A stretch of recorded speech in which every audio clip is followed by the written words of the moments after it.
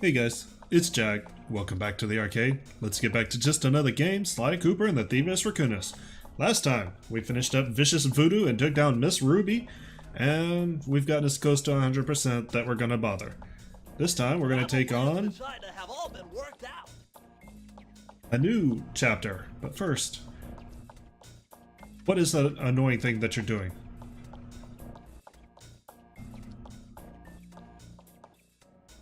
Okay, I'll stop. Soon. Soon. Alright. Well, let's get started, shall we?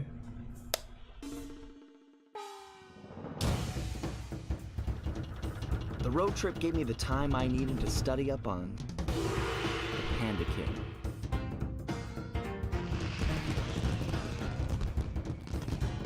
Born penniless, he was fascinated by the fireworks rich noblemen set off every New Year's.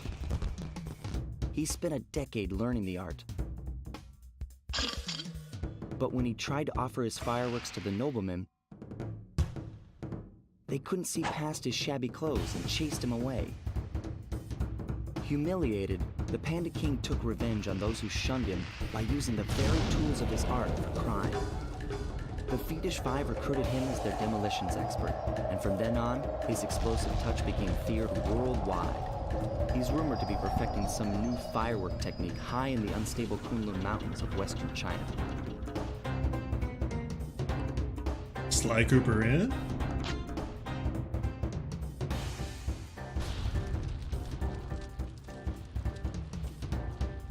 Fire in the sky.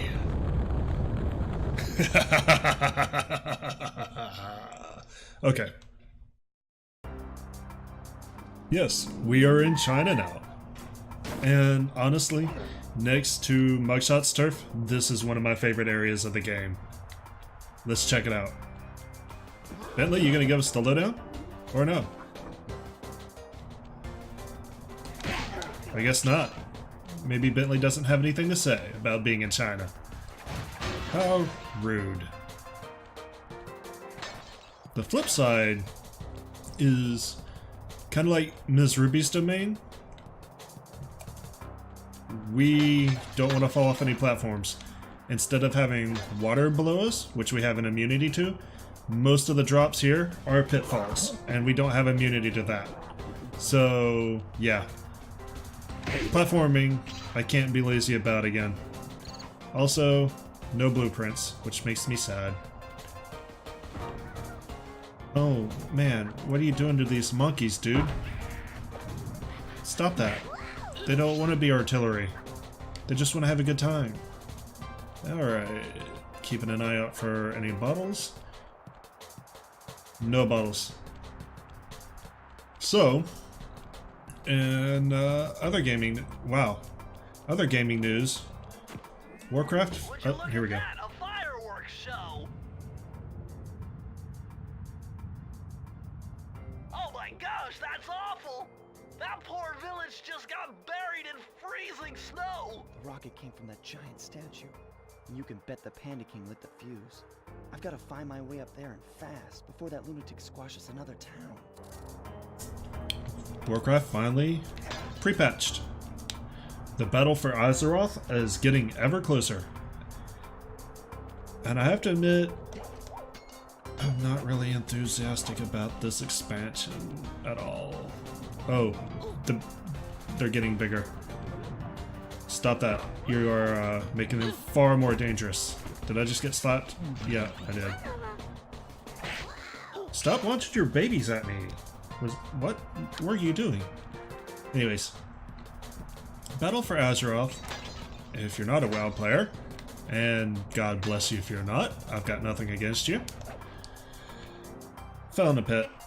Yeah, we'll try again. Oh man, I gotta start from the beginning. Battle for Azeroth is going to be exactly what it sounds. Another Horde versus Alliance expansion. And my big problem with those is there will always be some big bad halfway through the expansion that we're gonna have to join up and defeat together, and therefore render the rest of the expansion completely meaningless. Because we'll be back in a truce, factions don't matter, and the good guys win. And this is something where Warcraft runs into basically the logistics of operating a video game. The player wants to be the hero. That means both sides want to be the hero, which means you need a third-party antagonist. And you can't just have one party be the hero because both sides are going to want to see the content. So, at some point, you're going to have to make sure that both sides see the content. Which means both sides are going to get to be the hero. And since... There we go, barely made it. Since the big bad has got to be powerful enough for one side to not be good enough to defeat on their own, you're gonna have the factions join up. And I suspect it's going to be, and I'm not alone in this suspicion. I mean, I'm pretty sure that the players on the forums are already outraged about it. It's gonna be another Horde baddie goes super baddie, and the Alliance and the Horde have to take down the Renegade faction. That's pretty much what all signs are leading to. They could surprise us. It could be an Alliance baddie for once. That would be nice. But I really think that it's going to be another Mists of Pandaria. And that, you know, you're going to spend most of the time at each other's throats. The Horde will have a renegade leader who's power hungry. All the other Horde leaders recognize this and start to work against it. And I got splatted all the way back and off the cliff. Wow. And, you know, then we're going to have another Siege of Orgrimmar or Siege of the Undercity or something. Depending on how they pull it off, the rest of the expansion could be really interesting, because despite what people said, Mists of Pandaria was a really good expansion. I mean, it was really thought out, it was fun to play, the environments were great. People just didn't like it because, oh no, panda people. Which wasn't really, like, super bad. It was really interesting and really well pulled off. And they made a credible villain, and it was nice to fight against him. Oh, are you getting down? 1 second. Alright, there you go. But if they're just gonna retread that again, just with a southern theme... Oh, hang on, cat. No, that is not your water. Oh, you got it everywhere. Oh, well, most of it ended up there. And it's not getting into the carpet. Alright, you enjoy that. Anyways, if it's just going to be a retread because they settled a lot of loose plot holes in Legion, and I mean a lot of them, then I'm not going to be really as enthusiastic for it as pretty much other expansions or anybody else seems to be. Let's have some fun. Pretty. So yeah. But they pre-patched, they launched the new systems. All the numbers are small. I logged in, I looked at my small numbers, I was sad, I logged out. Next week, there's actually going to be some content coming, so that should be a little bit more exciting. But the servers went to hell. And people who are familiar with Blizzard launches shouldn't have been surprised by that. I was surprised that the launch of Legion went as smoothly as it did, and I mean it went nigh flawlessly. I don't even think you had to log out. I think you were basically, hey, the server's turned on, or the content turns on, you get your breadcrumb quest, and you get to go in. And there was no server restart, there's nothing. Now later in the day, after the initial launch, there were some server problems because more players were online. But it was remarkably smooth even for the low number of players that they had. And of course, Blizzard being Blizzard, This launch is going to be all the servers online at the same time worldwide. That is going to be kind of a shit show. I'm not gonna lie. You guys dead. Yeah, I don't have high hopes for this launch to be anywhere near as smooth as the one for Legion was. So, but we'll see. I'm probably gonna take the day off, play with some friends. That was kind of fun. The safe is there already, and we still have 16 bottles to get. Out here.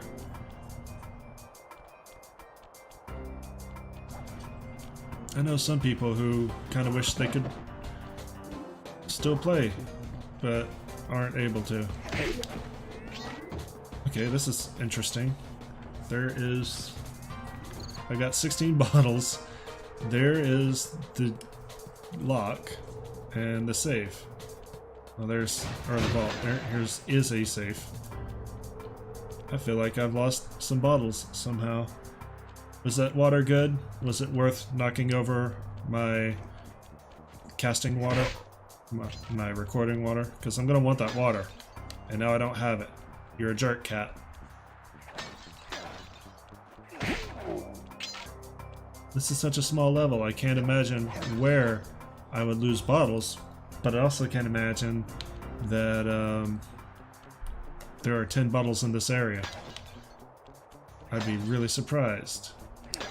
Granted, they're making a good hard try of it.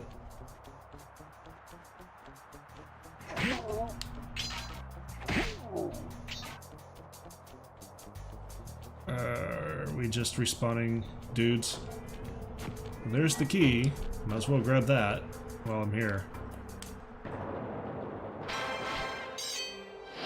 59%. Okay. Well, we have that.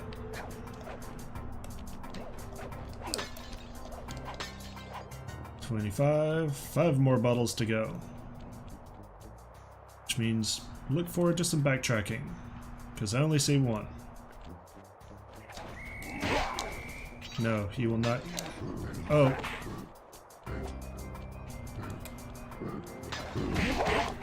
He will not kill me this day.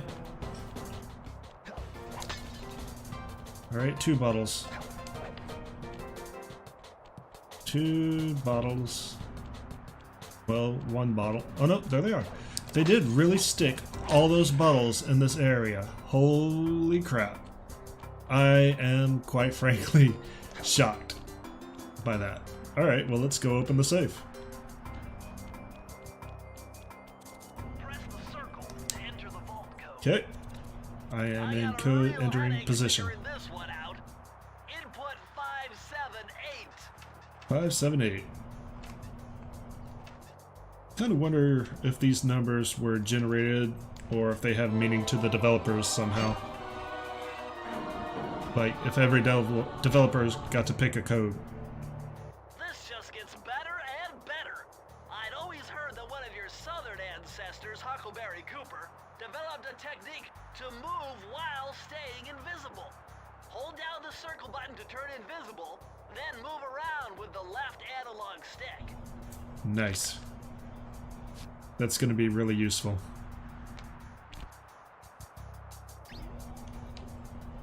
You move really slow, like amazingly slow.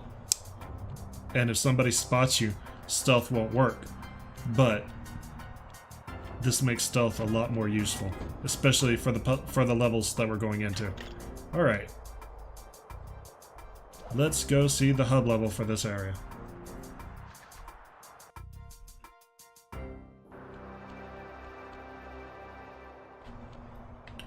We have probably enough time to do one more level, assuming we can get to it. So let's go see what the first level we come across is, because that'll be the one that we do. I'm not really picky. There aren't too many levels in Panda King's domain that I actually dread. Most of these levels are fun to play. They're not really mini games. There are a couple. but not nearly as many as were in Miss Ruby's domain. So I'm not going to be too picky which level I play when, like I was during Miss Ruby's. Nice job breaking into the Panda King's compound. I think I figured out a way to get to the top of that giant statue. But unfortunately, it's obstructed by this reinforced ceiling hatch. No problem. They seem to have plenty of firepower around here. I'll just have to find a few more treasure keys to get at it. Yeah, I'm not going to be as picky about levels as I was during Ms. Ruby's area.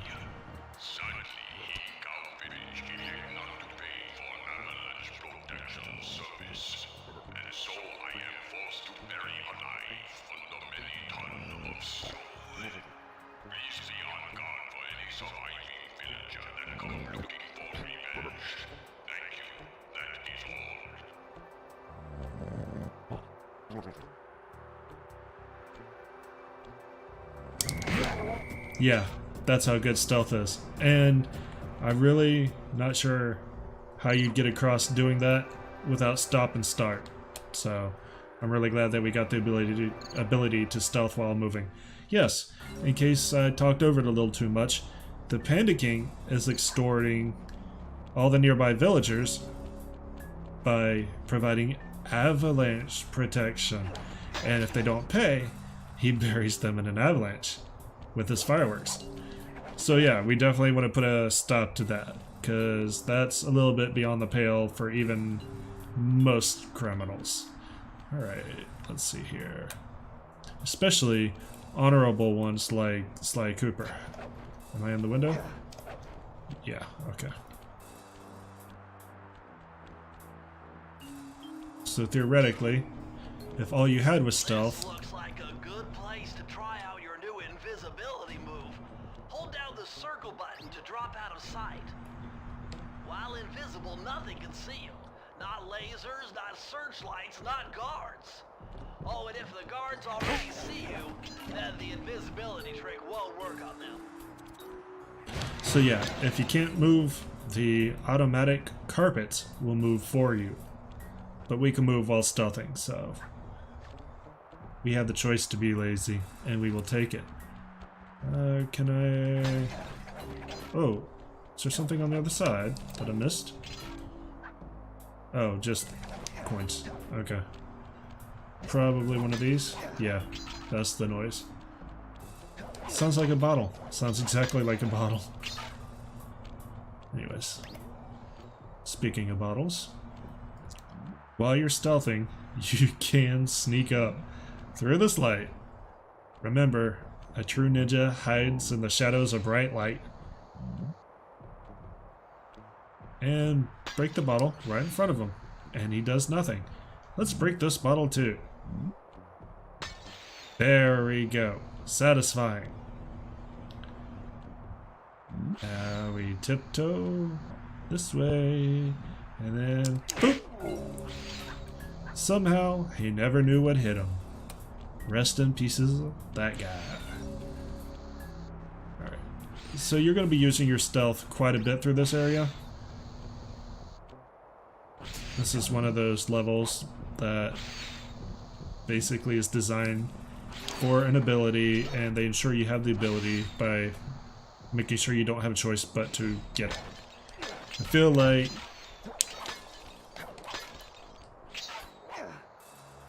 I don't know. Some of the levels this makes sense, but you don't really use your stealth further than 1 or 2 levels here. It's just not as useful at this point in the game. It's fun.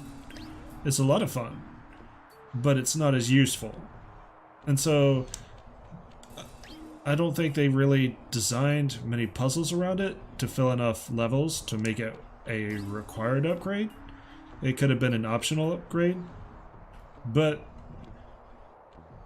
feels like they had an idea for this level and they said, oh crap, what if they don't have this upgrade to do this level?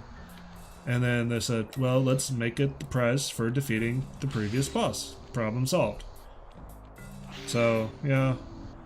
Stealth, fun, useful, a little bit lackluster. I don't think it really makes it much of a comeback. I know it's not a required comeback. I think you can maybe buy it in some stores later on in later games, but you don't really use it unless that's your playstyle. No, that was the good part of the later games.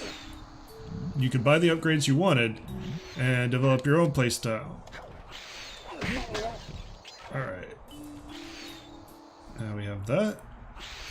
Now what do I do? I guess back up here. And then, Ninja Spire. Yeah, that was stupid. I don't want to talk about it. No. Anyways, moving on. Yeah, in here. Actually, let's take a look around this other side just to be sure. No. Okay.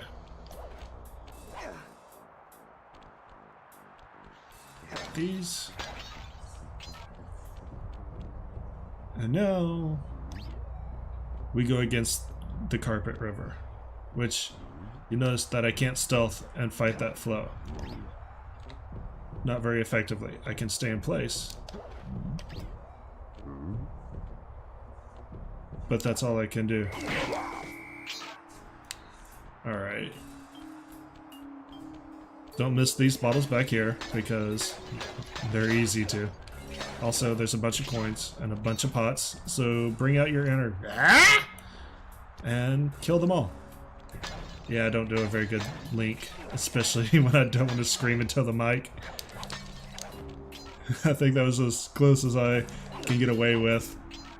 Speaking of Zelda, now that I've got my 3DS hacked and I can install broadcasting software, probably not this week,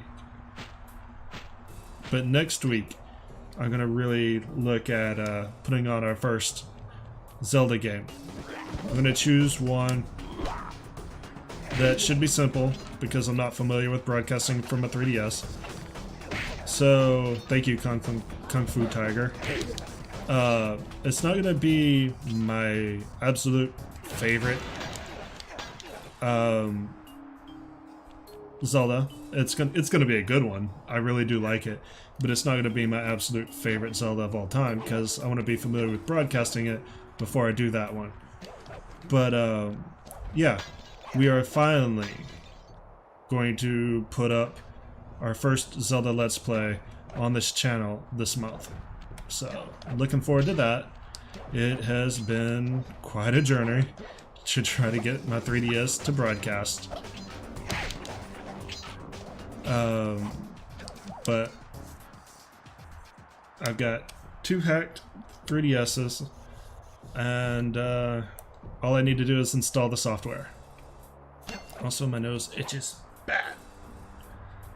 It's because my cats are shedding because it's summer and they're hot. But all that fur, I'm not allergic to cats, but all that fur makes my nose itch just from being in the air.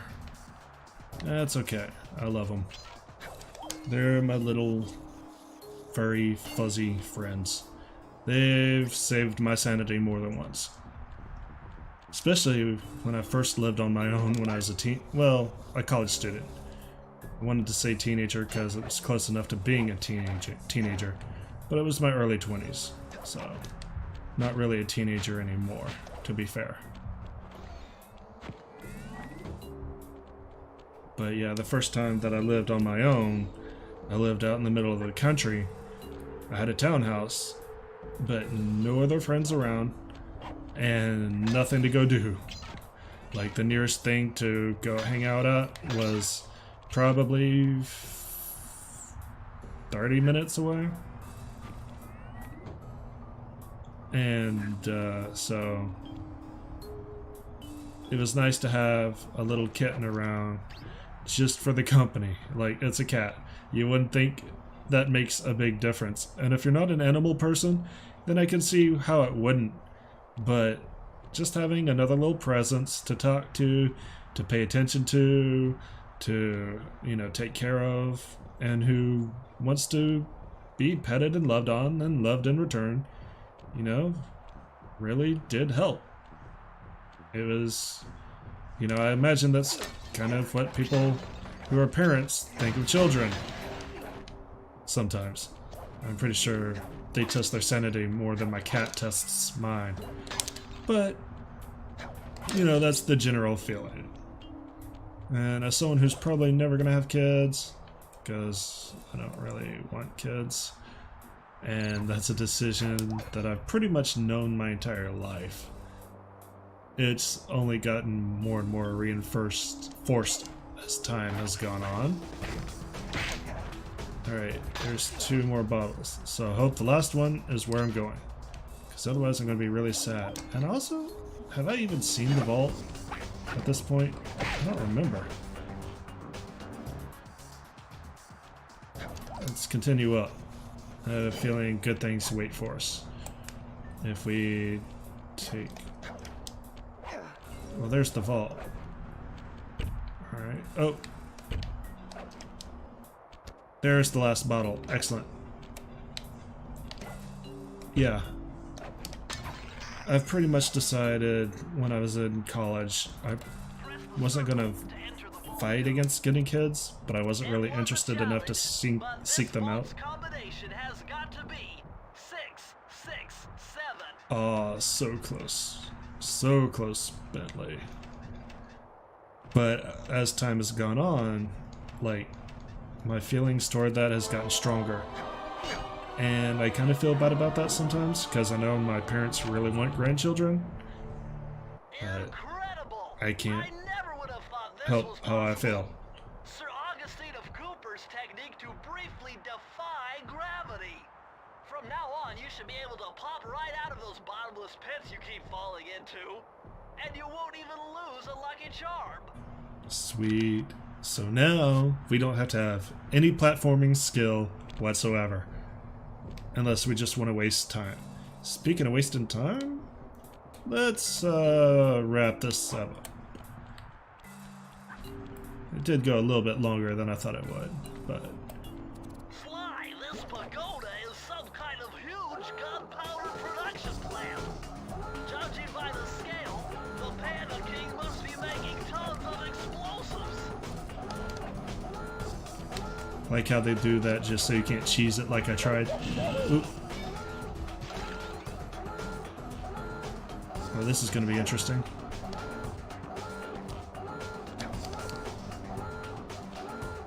Stop that. Give me the key.